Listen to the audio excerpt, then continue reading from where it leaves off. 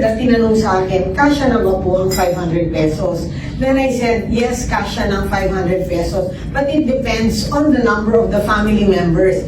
Kasi usually, ang family members na kasya itong 500 is mom, dad, and 2 children.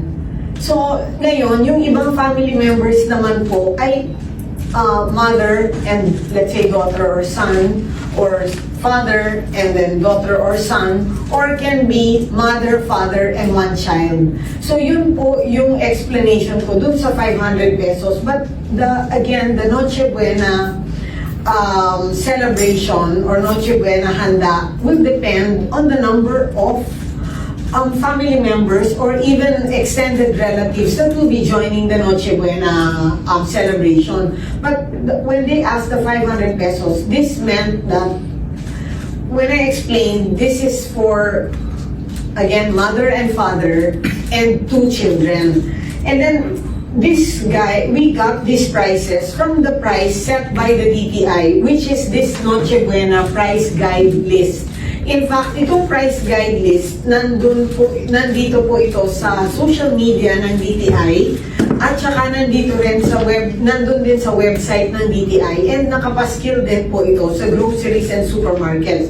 So just to set the record straight, where we got the 500 pesos is for a family of 4, meaning mother, father, or basta 4 sila sa pamilya, meron na po itong Christmas ham na 170 pesos. And then yung spaghetti, which is the spaghetti noodles and the spaghetti sauce. So the noodles is 30 pesos. This is all from, again, we got this from the price guide. Dito lang kami nag-base. So the 30 pesos for the noodles and the 48.50 for the sauce. 48 pesos and 50 centavos. So a total of 78.50 for the spaghetti. Ngayon for the macaroni salad, we have the macaroni noodles, 40 pesos and 95 centavos.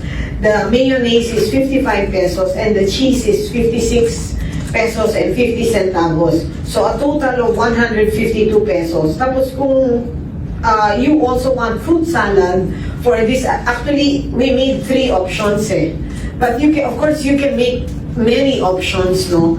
So for this, we had also fruit salad. So the fruit cocktail, which is 61 pesos and 75 centavos, and the all-purpose cream, which is 36 pesos and 50 centavos, which is a total of 98 pesos and 25 centavos.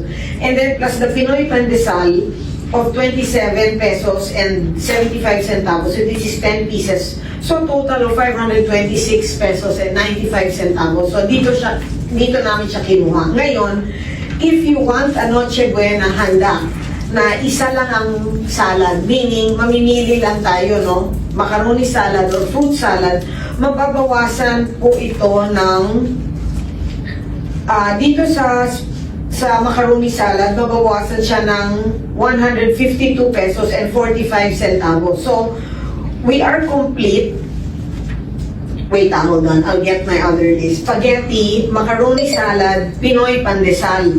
So, ang total nito is 428 pesos and 70 centavos. Ito po siya.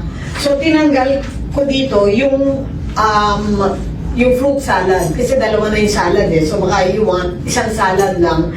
So, we still have around 72 pesos left.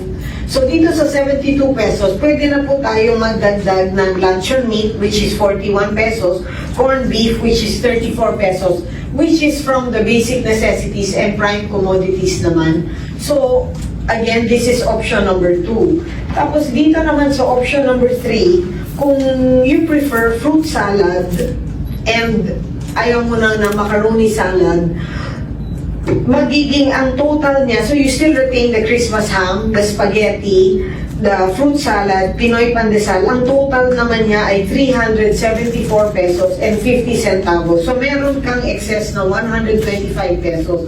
So with this 125 pesos, pwede na po tayo magdagdag ng other items. So in other words, for us, we got the 500 pesos price guide or 500 pesos amount from the Noche Buena price guide that was set by the DTI or that was given out by the DTI.